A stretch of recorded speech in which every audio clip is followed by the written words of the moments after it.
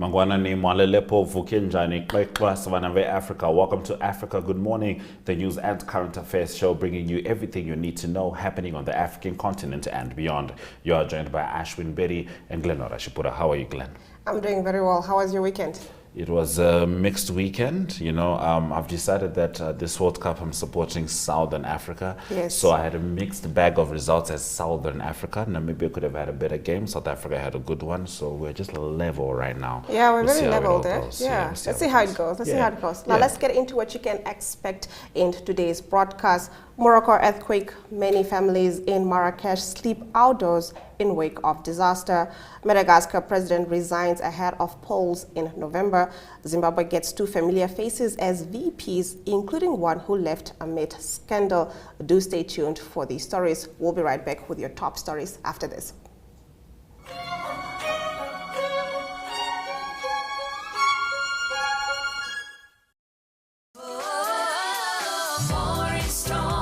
Stock up and save with the best deals at WB. Get 1 litre Vita Creamy for $11.99, 2 litre Nam Milk Omaere for $44.99, 200 gram Top Class Spice Mix for $11.99, 10 kg Hotchfelt Maize for $84.99, plus 2 kg Surf Washing Powder for just $52.99. See more WB specials online at www.vurmanbrock.com. We care.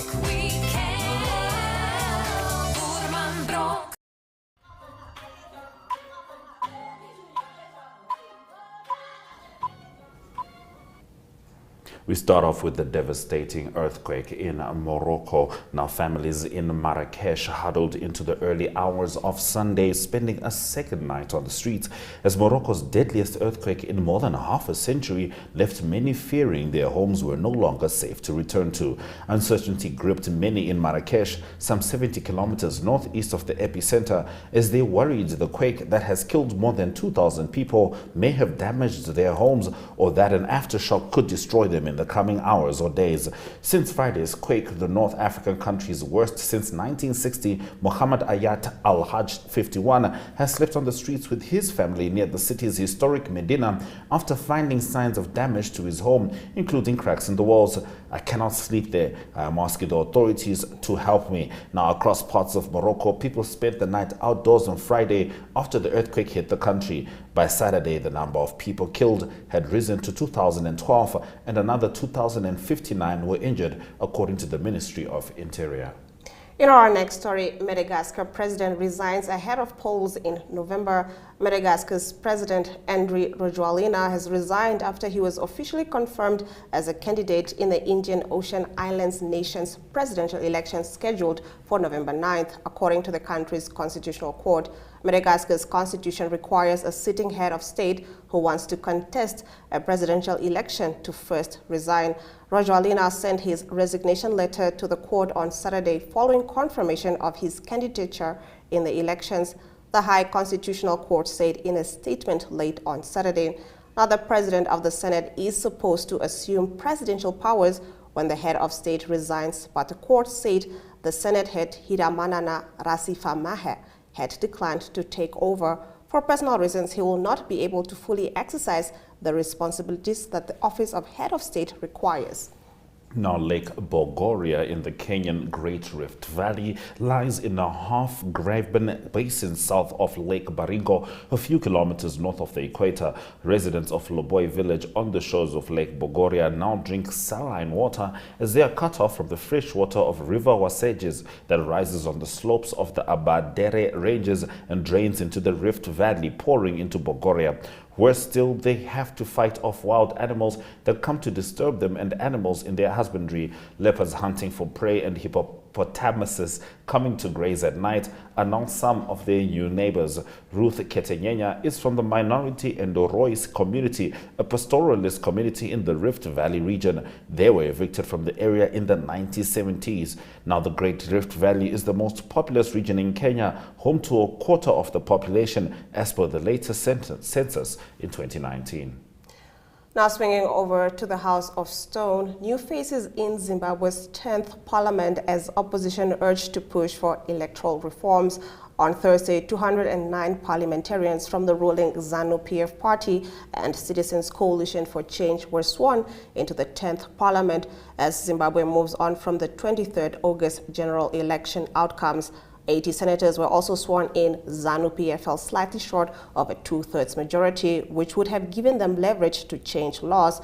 With 176 members, it will face off with the CC's 103. Now, during the elections, ZANU-PF won 136 electable seats, while the CCC garnered 73. Only one seat was deferred, and it will await the outcome of a by-election that is yet to be announced. In total, there are 279 MPs and 90 senators. For the first time, there are 10 members of the youth quota, one from each province. In the Senate, ZANU-PF has 33 senators against the CC's 27. Now, Senegalese President Macky Sall officially nominated his Prime Minister Amadou Ba as the candidate representing his party in the upcoming February 2024 presidential election.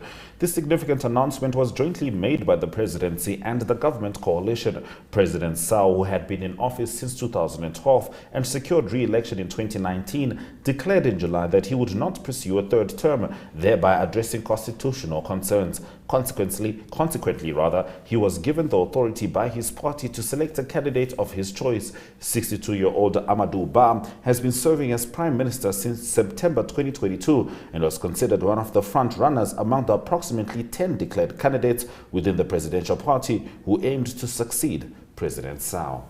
That brings us to the end of our top stories on Africa. Good morning. More of your latest news after the break.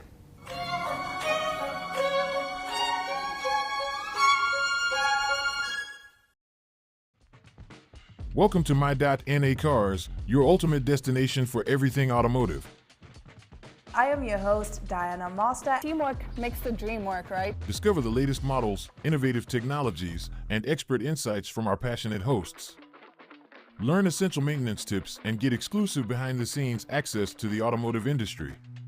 Don't miss My.NA Cars on NTV every Thursday at 2100 hours. Tune in and ignite your passion for automobiles.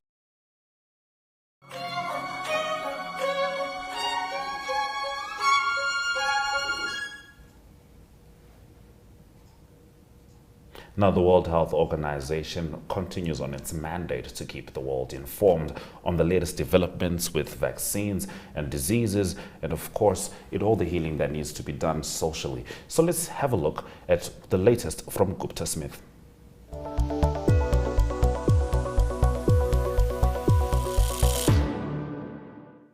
WHO has been advising countries to use antibiotics rationally for decades now. Why is that? What is at risk?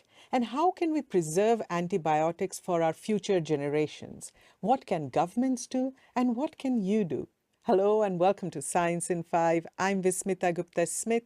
We are talking to Dr. Hanan Balki today. Welcome, Hanan. Let's start with what is at risk? Why has WHO been advising countries and people to use antibiotics rationally? Good afternoon, Vismita. It's great to be back with you on Science in 5. I think if we just go back in history a little bit, in 1928, penicillin was discovered, which is the first antibiotic. So we're talking over 8 decades now of the first antibiotic. The problem is that these antibiotics were used to kill bacteria that cause disease to humans. However, these bacteria are smart enough that they find ways to escape the effect of the antibiotics because they want to survive. Now, so that's one part of the puzzle. The second part of the puzzle is that the antibiotics are critical for human health and also for animal health. So the modern medicine that we have the privilege of experience today cannot continue without effective antibiotics. So Hanan, you're actually describing an apocalyptic scenario almost where people may not have the protection of antibiotics even in common injuries if we don't preserve their efficacy. Talk to us about the top 3 things that each of us can do to help that. So I think the first thing that people can do is try to take antibiotics only when prescribed by your physician or your healthcare provider. That's the first thing. The second thing is complete the antibiotic course based on the instructions given by the clinician. And the third thing is make sure that you're not sharing your antibiotic with family or friends, because it really needs to be given based on guidance, based on the specific signs and symptoms that each individual is experiencing. Certain viral infections, they really do not require antibiotics. When you do not complete your course of antibiotics, knowing that we have a bacteria that live on our skin, live in our gastrointestinal system, so exposing these bacteria to inefficient doses or incomplete doses of antibiotics only teases the bacteria in a way, and it allows it to develop mechanisms to become irresponsive to these antibiotics. So the risk is that we will start creating superbugs. We will allow for opportunities for these bacteria to become even stronger, and then when the time comes where we really need to treat them, we won't have the effective antibiotics to do so. Now, on giving antibiotics and sharing it with other people, you're actually putting them at a risk of giving them perhaps the wrong medication and also giving them the inaccurate guidance on how to use these antibiotics. So Hanan, talk to us about what governments and organizations can do to preserve antibiotics for the future. Now, this is also a very critical question because obviously people cannot solve this problem alone. And I think that's where the WHO has given a lot of attention to antimicrobial resistance. And we're really working hand in hand with 3 other critical organizations, and many others as well, but those are the organizations for animal health, environmental health, and agriculture. And we work together to try to identify what are the best hygiene methods that need to be put in place so that, first of all, animals and humans as well are not exposed to infection, so that there is less need for using antibiotics. And this is not an easy task, but we're doing our best to move forward on that. What we're hoping also when we work with governments, we have put in place with the member states certain national action plans so that they can have the right bits and pieces that need to be done in the healthcare system, in the agriculture system, in the environment, to make sure that the hygiene and the cleanliness of the environments where we eat and live and where the animals are raised and where we eat our food is actually clean. And we minimize to the maximum the need to use antibiotics. So that's one critical thing. One other critical thing is making sure that people stay as healthy as possible. A good example of that is making sure that people take their needed vaccinations, and that also reduces the load of infections that will require antibiotics in general. Thank you, Hanan. That was Science in 5 today. Until next time then, stay safe, stay healthy, and stick with science.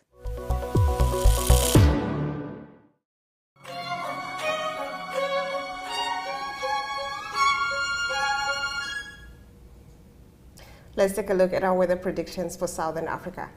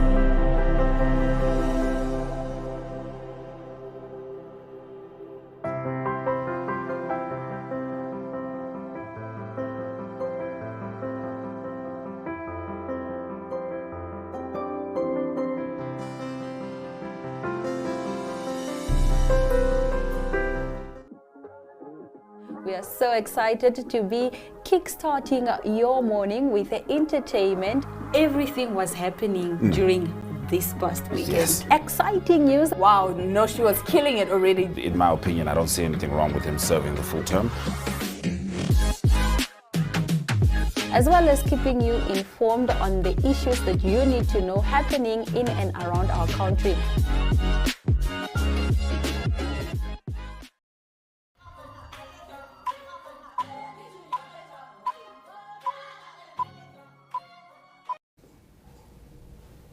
We start our economic news in South Africa. At a Stellenbosch meeting earlier this week, National Treasury is reported to have told President Cyril Ramaphosa and his ministers that government will have to make drastic decisions if it wants to continue paying the 350 Rand Social Relief of Distress grant.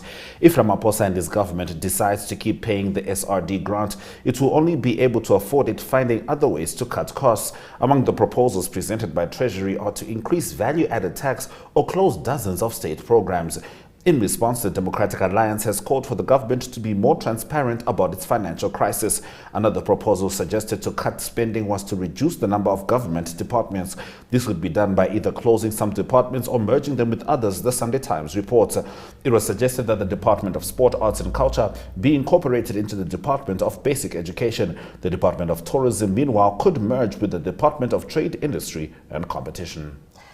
Now, Prime Minister Abiy Ahmed of Ethiopia announced the successful completion of the fourth and final filling of the Grand Renaissance Dam on the Nile on Sunday. The dam has been the source of regional tensions with downstream Egypt and Sudan. Abiy made this announcement via a message on social media platform X, formerly known as Twitter.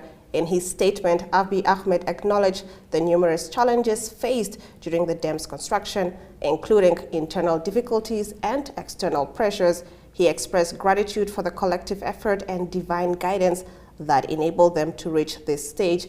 Abiy also expressed confidence in their ability to accomplish their plans.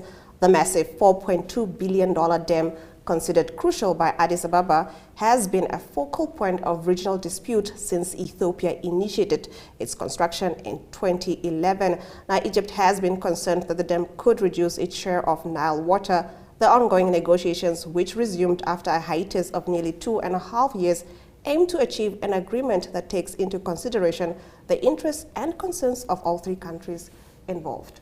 All right, those have been our economic news stories. We're going to head to the indicators, and when we return with the sport, we start off with some Neymar brilliance and some Coco Gauff magic. Stay with us.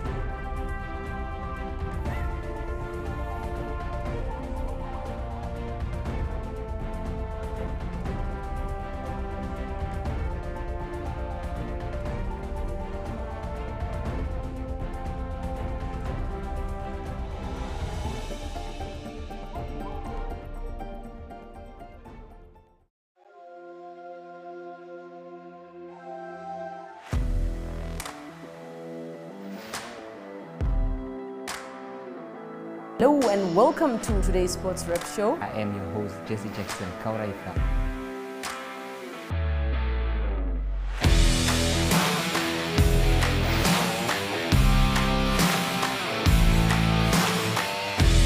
In replay, Namibia, who had won the toss for the first time on this tour. Good day everyone, time for international sports news, starting off with tennis news, both on the WTA for women's and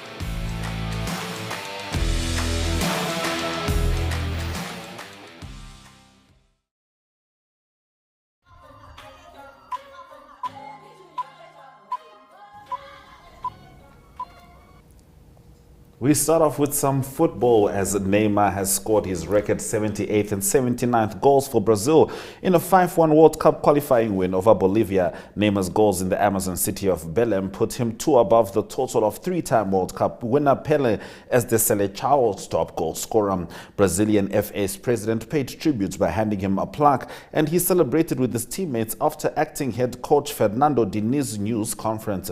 The goal that put the 31-year-old Neymar on top of Brazil's scoring record with 78 came in the 61st minute in a World Cup qualifying match.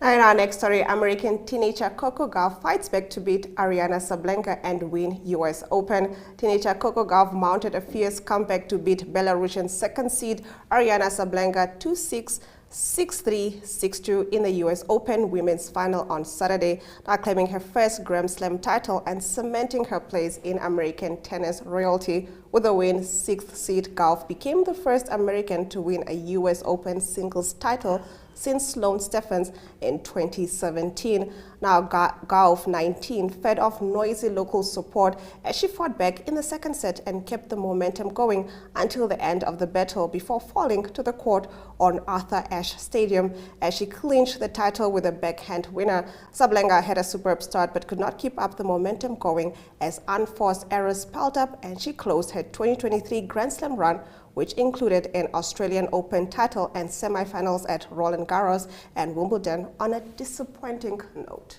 Well done, Coco Gauff. Now Canada bagged their first ever FIBA Basketball Cup podium finish at the expense of the undermanned United States, 127-118 in overtime, in a riveting record-setting bronze medal game on Sunday in Manila. Hot shooting Dylan Brooks, who will play for the Houston Rockets next season, powered the Canadians with his tournament-high 39 points.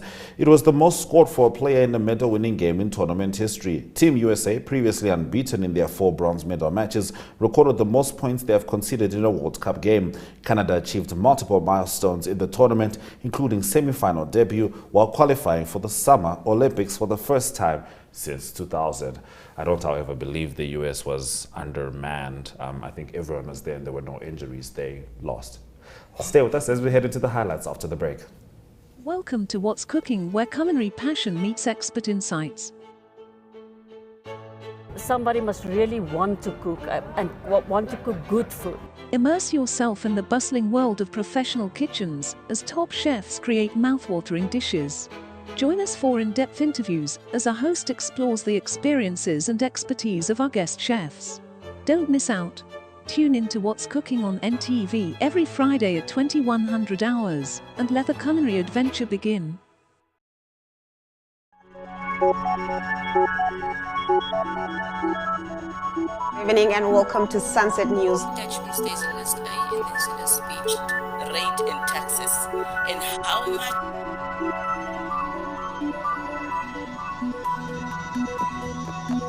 After the break, we take a look at the sports. We bring you economic indicators, tomorrow's weather and sports. I am Aina Raiza Kweyong.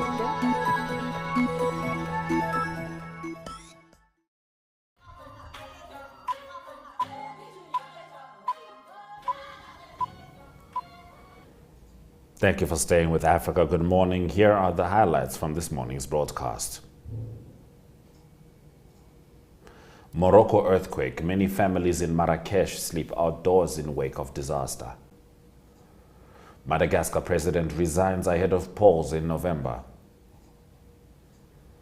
People displaced by rising waters in Kenya's Rift Valley await new start. South Africa government considers reducing departments to cut spending. And with that, we've come to the end of our broadcast. Thank you for joining us on this lovely Monday morning. Remember that you can catch Africa Good Morning tomorrow, same time, same place. From me, Glenora Shipura. And me, Ashwin Berry, Sweda Jakanaka.